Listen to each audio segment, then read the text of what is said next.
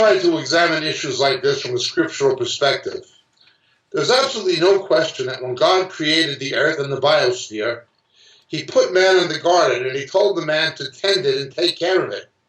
We are to be God's custodians of the environment. But like anything else, when man fell, the creation fell with it. The world is in the power of the wicked one.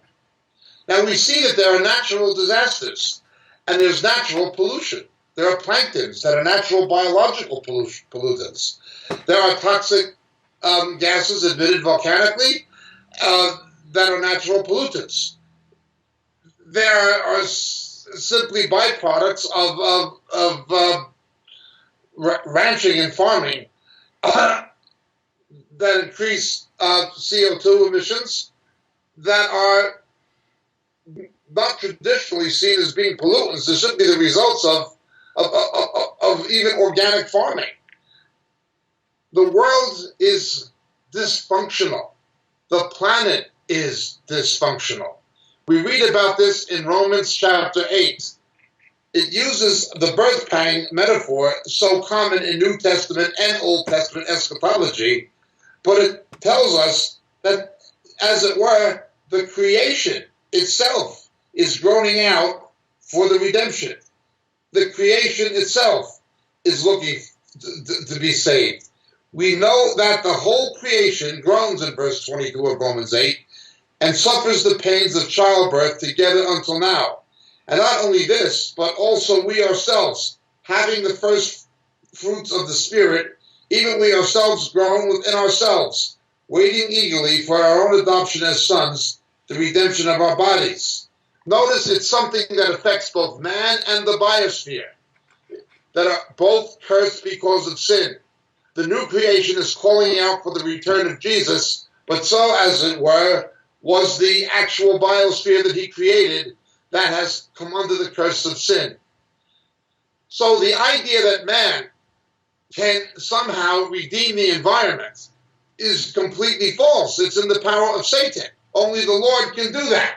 Now, this is not to justify pollution or anything of this nature. The book of Revelation tells us directly, let us destroy those who are destroying the earth.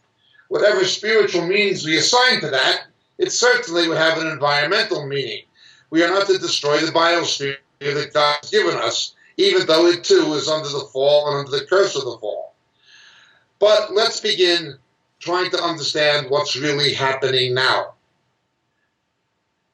What has happened since the 1960s is that one's position on social issues or environmental issues determines one's position on morality, but in a perverted way. Isaiah says, woe to those who call good evil and evil good. The mainstream media, most academic institutions, even many mainstream churches and denominations now, and synagogues will say, if you don't support same-sex marriage, you're not moral. It's a moral cause of human rights. There's people who will champion the cause of the so-called Palestinians, ignoring the fact that there's no such thing as an ethnic Palestinian. The Philistines disappeared centuries ago. We have is Palestinian Arabs, who are not the indigenous people of biblical Israel. We have people calling for boycotts of Israel. Oh, it's a moral cause, boycott Israel.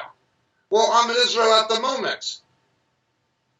This is the only country in the Middle East where the Christian population is not disappearing, or at least under grave threat. Even in pro-Western Muslim countries, such as Egypt, the Muslim Brotherhood is threatening the existence of even the Coptic Christians. Even in Jordan, there's persecution of Christians, although nothing like what happens in Saudi Arabia or Iran. Christianity, in the broader sense, is under threat of disappearing in Syria, in Iraq, and it has almost been annihilated multiple times in Lebanon and would have been destroyed had the Israelis not intervened on behalf of the Maronite Christians, who are eastern rite of the Roman Church, actually. Particularly, persecution is focused on evangelical Arabs. What happens to believers in the Gaza Strip at the hands of Hamas and so forth is unspeakable. The only place in the Middle East where the rights of Christians are protected is Israel, yet this is the one that some people and even some churches want to boycott, and they make that a moral cause. Well, what they do with homosexuality and what they do with hatred of Israel, ignoring the fact that the Jews are the indigenous people, what they do with these issues is what they do with the environment. It becomes a somehow moral litmus test. If you don't agree with global warming, you're immoral. You're irrational. Now, these same people who are saying this and talking about human rights, well, obviously they're hypocrites. They'll say nothing of the fact that what happens to women and homosexuals in Muslim countries is absolutely unspeakable. And that they had Palestinian rights activists at these women's marches and protests and things like this, turning their back on the plight of women in Muslim countries here in the Middle East. Well, it's the same with the environment. They make it an artificial litmus test of morality. Where do you stand on homosexuality and same-sex marriage? Where do you stand on boycotting Israel? Where do you stand on global warming? It becomes a moral litmus test that is absolutely a test filled with false positives. It's based on certain presuppositions. While we can say that corporations and industries have vested interests in hiring scientists who will interpret the data in favor of those industries so they can continue making money at the expense of the environment, people overlook the fact that the opposite is also true. We have seen all kinds of fudged research, botched research, papers not submitted to peer review, things that have come out of the University of Norwich, England, and elsewhere, things that have come out of the UN that are debunked and are nonsense. I point to the book by the Hollywood author and physician Michael Crichton dealing with this issue. Again, he's not writing from any kind of a Christian perspective. He's just writing objectively based on the scientific evidence that exists. Well, let's look at this evidence for global warming now. Why did the Vikings call Iceland when it's mostly green, and why do they call Greenland when it's mostly ice? Obviously, there are fundamental changes in weather patterns that take place meteorologically in a natural cycle along the lines of the way El Nino does. Whether the scientists, meteorologists, don't really understand this, and it's only been in the last 3 decades or so they've gained any real momentum in understanding it in depth. There are weather cycles that are not simply annual, but run in 7-year patterns or longer. Obviously, at one point, Greenland was green and Iceland was ice. It changed. There is substantial evidence to suggest that there are patterns of global warming and global freezing that follow a natural meteorological pattern, of which man is only a minor player to the degree he's a player at all. But the evidence for global warming becomes very problematic with greenhouse gases. Remember, carbon dioxide is to plants and to trees what oxygen is to us. You cut off our oxygen supply, we die. You cut off CO2 to the jungles, they die. Yet we're calling what they breathe a pollutant.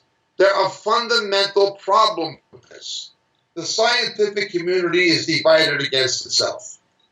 Now, when we look in the book of Revelation, there will be environmental catastrophes. These commence in the book of Revelation, chapter 8, following the rapture. When God begins to unleash his own judgments against the kingdom of Antichrist, that is Haronya in Hebrew, the wrath of the Lord, the Orge, what happens during that period known as the day of the Lord following the rapture. It begins in Revelation chapter 8 with a series of environmental judgments that are unleashed by God, What you're seeing today is a preparation for the coming of the Antichrist, where the Antichrist is going to try to counterfeit the millennial reign of Jesus and be able to deal with man's problems. He's going to have a false solution to the threat of the conflict between the Islamic world and the Western world. He's going to bring a false peace to the Middle East, and he's going to bring a false economic stability and prosperity. At least he will initially seem to. He will promise that. But of course, people will find out they've been double-crossed, and the Jews particularly will find out they've been betrayed. Well, he's also going to try to claim to be able to have some kind of a capacity to bring an environmental restoration through radical green programs or however he is going to do it, but it's not going to happen. Now, we have to understand in demonic religions that are idolatrous, such as Hinduism, you have the Mother Earth theosophy as the basis to them, that the earth itself, the geo, is worshipped as a divine entity or as a deity of some kind. This is central to much of Eastern religious thought. It is also central to Wicca and witchcraft. Not witchcraft in the sense of the direct worship of Satan, but witchcraft in the sense that most witches become involved with it. That is paganism. It's simply paganism. It is nature worship. The pagan religions of the Druids, the original religions of the British Isles, again, it's centered around nature worship and natural meteorological cycles together with astronomical phenomena and normal celestial cycles. This kind of idea is ancient. These things are all ancient. All ancient. When we look at it from a biblical perspective, let's put this together. One, no matter what man does, the environment is going to be polluted because it's part of the fall. That's not to say we should contribute to it, but it is to say it's under the curse of the fall, and man cannot redeem it or prevent it from happening. Two, there is scientific evidence for natural meteorological cycles. Three, the environmentalist agenda embraced by the Green parties has common ground with Eastern religion and New Age philosophy of earth worship, of nature worship, of worshiping the creation instead of the creator, as we're warned about in the book of Romans. Fourth, which is of course demonic, even satanic in origin. Fourth, we see that it has become a false test, a false litmus test for morality, much the same as homosexuality is and Israel is and other issues are. If you don't agree with it, you're not a moral person. Now, these same people who try to make these issues the moral standards ignore other things. This is a broad problem we see transpiring in the Western world. For instance, the attempt of the organized left to make support of the policies of the Obama administration, not only on the environment, but on income equality and things like this. They seek to make it a social justice issue and a morality issue, ignoring the fact that the breakdown of the family in 3/4 of the Afro-American children born in the United States, very nearly 3/4, are born out of holy wedlock, and how that has not only contributed to, but directly triggered the permanent underclass that Afro-Americans have largely remained, something that Senator Patrick Moynihan, himself a liberal Kennedy Democrat in the 1960s, warned was beginning to happen even then, and warned of its longer-term consequences. Yet, you've got to blame income inequality instead of the fact that 3 out of 4 black kids don't have a father who supports them, that food stamps and the government's the welfare check. Well, you've got to blame the environment, on capitalism. This is crazy. When you look at socialist economies, when you look at what the Soviet Union did, they made the Aral Sea disappear. If you look at the standards of environmental health in China, in communist China, I was just there a few weeks ago, you would not believe the pollution in Canton, in Guangzhou, in Chongqing.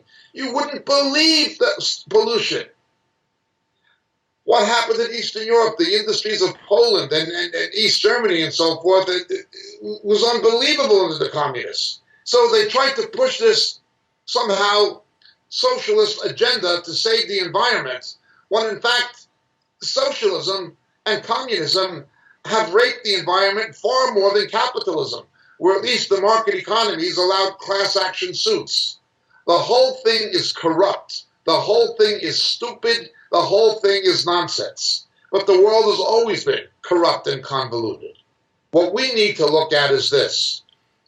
Romans chapter 8, the creation groans out. What we have to look at is the book of Revelation. Let us destroy those who are destroying the earth. You want to destroy the earth? Now God's going to destroy the earth. But don't subscribe to this artificial litmus test. Pollution is wrong. We should keep our eye on the correct ball. Pollution is wrong. This idea of global warming, there is fudge data on both sides, and the experts don't really know. Oxygen is not something humans can live without, and CO2 is not something that plants and trees can live without. Now understand this. Let's understand the nature of the fall. In biology, when something is being oxidized, something else is being reduced. In order for our bodies, as humans even, to make energy, we need something called adenine triphosphate, ATP. Adenine triphosphate reacted in the Krebs cycle, which is the citric acid cycle, an 8-stage biological process, biochemical process, yields adenine diphosphate plus energy plus inorganic phosphate. It requires oxygen to turn carbon into energy, food. We need oxygen. But when something's being oxidized, something else will be reduced. In other words, eating will kill you, but not eating will kill you faster. Breathing is lethal. Breathing will kill you. Not breathing will kill you faster. Why is it like that? It's like that because of bioentropy. Why is there bioentropy? Because of sin, because man is fallen. But what is true of humans and human organisms is true of the planet. Pollution is endemic. It cannot be stopped, and it's going to become worse. Man can contribute to it, but God is going to unleash environmental judgments after the rapture. We need to understand the environmental issues from a scriptural perspective. And we need to understand, as with anything else, the zeitgeist, the spirit of the age, and Satan, working through the spirit of Antichrist, is setting the stage for the coming of the Antichrist. And I have no doubt that this false litmus test of global warming, as with many other issues, social justice issues, so-called, are in large measure his vehicles for doing it. Now, this was a complicated question, and unfortunately it required a complicated answer. I hope I didn't lose anybody. I tried to make it as concise and understandable as I can, and perhaps I've not made the best job of it. But essentially, you can't save the planet anyway. That does not mean we shouldn't try to preserve it. That does not mean we should contribute to its destruction, but it does mean that we can't save it. It's under the curse of the fall. Jesus has to come. Romans chapter 8. That is the only ultimate hope for the environment. This whole green agenda is aligned with New Age theosophy and the spirit of Antichrist. That is what is really happening. Thank you for your question. My name is Jacob Prasch. God bless.